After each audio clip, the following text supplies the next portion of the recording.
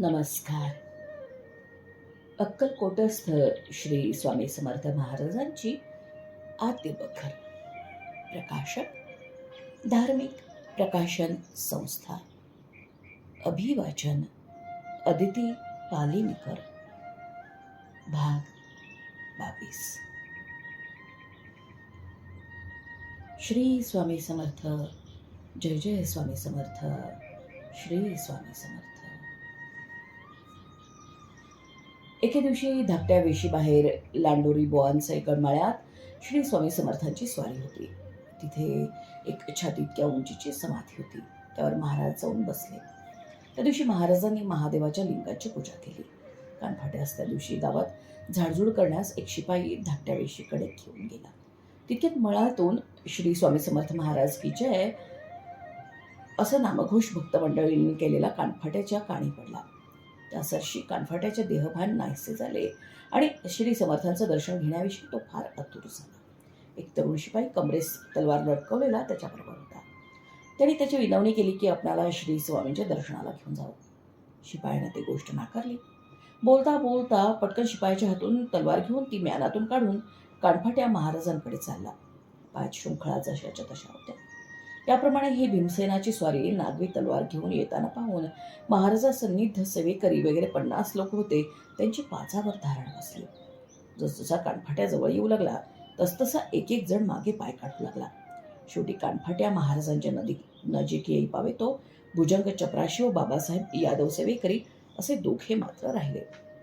ओट्याच्या खाली 10-12 हातांवर एक वृद्ध देशस्थ ब्राह्मण, मोगलाईतील पाथरी, परभणी जिल्ह्यातील राहणारा, हातात जपमाळ घेऊन श्री स्वामी महाराजांचा जप करत ध्यानस्थ होऊन बसला होता. कानफाट्या नागवी तलवार घेऊन पायातील बिड्या खळखळ करीत आहेत अशा स्थितीत हळूहळू श्री स्वामी समर्थांकडे चालला. त्याला पाहून महाराज म्हणाले, हाँ क्या है? मोट के पास बैल और टोणगा है, उसके पास जाओ. महाराजांच्या आज्ञेप्रमाणे कानफाट्या विहिरीकडे काही पावलं गेला आणि पुन्हा माघारी फिरला. तो वृद्ध ब्राह्मण पाठमोरी बसला होता. त्याच्या शरीराचा वर्ण चोळपाप्रमाणे काळसर असून अंगाचा बांधाही चोळपाप्रमाणेच होता. कानफाट्याचा राग चोळपावर होताच. तोच हा आहे असं समजून त्या तलवारीने ब्राह्मणाच्या मानेवर घाव करणं सुरू केलं.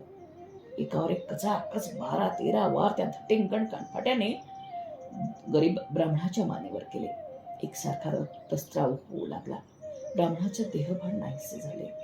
श्री स्वामी समर्थांनी आपली दृष्टी एकसारखी ब्राह्मणाकडे लावली होती.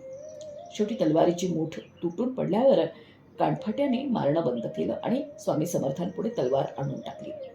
ती भुजंगाने उचलून घेतली. पुढे कानफाट्या लोकांना मळ्यातील ढेकळे उचलून मारू लागला. त्याला पकडण्याची छाती कुणाची होईना.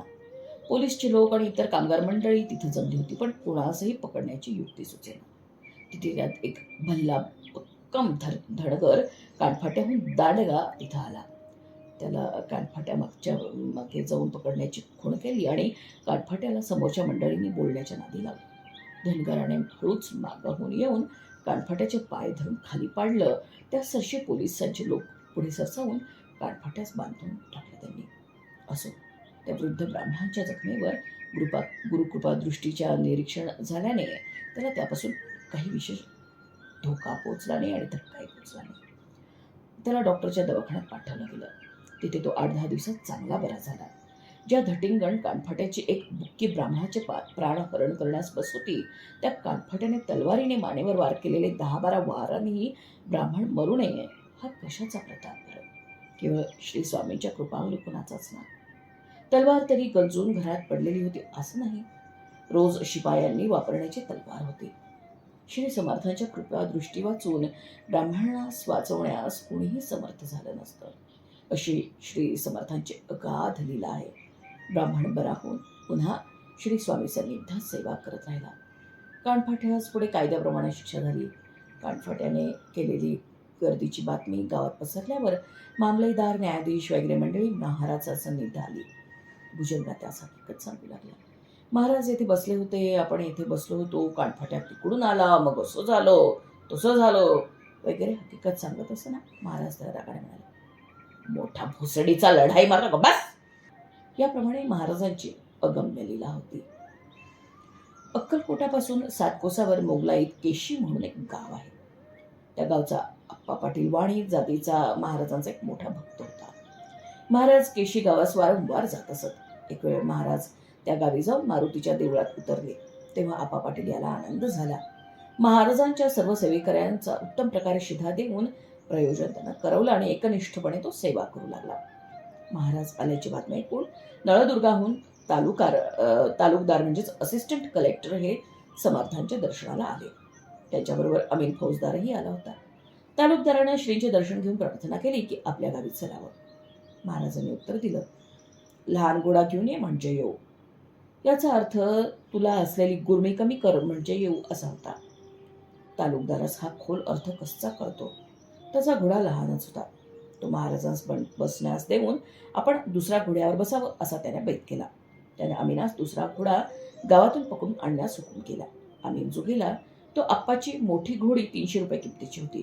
ती जोर खोकीर घालून नेऊ लागला. आप्पा पाटील आणि त्याच्या घरची माणसं महाराजांसन्निध होती. फक्त एक म्हातारी घरी होती. तिने अमीनास विनंती केली की पाटील घरी नाही, तो आल्यास त्याला विचारून घोडी न्यावी. अमीन त्या म्हातारीचं थोडंच ऐकणार. जबरदस्तीनं त्यानं घोडी चालवली. म्हातारी देवळात गेली आणि झालेली हकीकत तिनं आप्पाला सांगितली.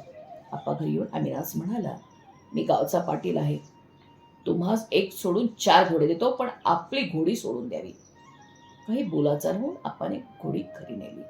इकडे तालुकदारानं आपला घोडा तयार करून महाराजांकडे नेला. महाराज म्हणाल, आम्ही येत नाही, तोच बस. तालुकदार हिरमुष्ट होऊन परत गावी जाण्यास निघाला. तो अमीनाने आप्पा पाटलाच्या घोडीबद्दल हकीकत त्यास तिखट मीठ लावून सांगितली. पाटील बहुत मगरूर आहे. आपणाकरता घोडी तयार केली असता परत येऊन दांडकाय आणि शिवीगाळ केली म्हणून अमीनाला सांगितले. हे ऐकून तालुकदार रागानं संतप्त झाला. आप्पा पाटील त्यास पोचवण्यास गेला असता त्याचा रामराम न घेता पुष्कळ गाली प्रदान केली आणि तू पैसेवाला असल्याने मोठा झालास, तुझी खोडकी मोडली पाहिजे असं म्हणाला. आप्पा पाटलाने विनयपूर्वक त्याची समजूत घालण्याचा खूप प्रयत्न केला, पण सगळं व्यर्थ झालं. जाताना तालुकदार साहेबांनी प्रतिज्ञा केली की 8 दिवसात तुझ्या पायात बिड्या घालून नेईन तरच मी तालुकदार. कोप आलिया ओळंबयासी, केवी स्पर्शे अग्नेसी, सद्गुरु कृपा असे जयासी, काय करेल यवन दुष्ट. हे गुरुभक्तीचे तत्व तालुकदार थोडंच जाणत होता. तालुकदार गेल्यावर आप्पा पाटील रडत रडत श्री स्वामी सन्निध आला. वर करद्वाय जोडून प्रार्थना केली की महाराज, सद्गुरूंची भेट झाली असता त्रिताप शमन होऊन सर्व दुःख नाहीसं होतं असं असून आपण चिंतागणित हुरपळत आहोत. भक्त संकटी पडलेला पाहून दयाळू महाराजांचे मन कळवळले. अतिशय रागानं महाराज म्हणू लागले, अर्जुदास, लाख लाख कोरड्यांनी मारू, गडीपार करून देऊ. महाराजांना इतका संताप आला होता की ते ज्या पलंगावर बसले होते तो जसजसे महाराज रागानं बोलत तसतसा डगडगा हालू लागला. याप्रमाणे काही वेळ गेल्यावर महाराज अक्कलकोटास गेले. आप्पा पाटील फिकिरीत राहिला. पुढे त्यास बिड्या घालणाऱ्या तालुकदाराची 8 दिवसातच तेलंगणात बदली होऊन त्याचा सर्वस्वी नाश झाला. गुरुकृपा कवच ज्या भक्तीनं धारण केलं आहे त्यास क्रोधरूपी वज्राची काय भीती आहे. आप्पा पाटील आनंदानं राहिला. श्री स्वामी कृपेनं सदरचा आप्पा आपल्या गावी भरभराटीनं नांदत होता. श्री स्वामी समर्थ. जय जय स्वामी समर्थ. श्री स्वामी समर्थ. अक्कलकोटस्थ श्री स्वामी समर्थ महाराजांची आद्य बखर भाग 22 समाप्त. क्रमशः. धन्यवाद.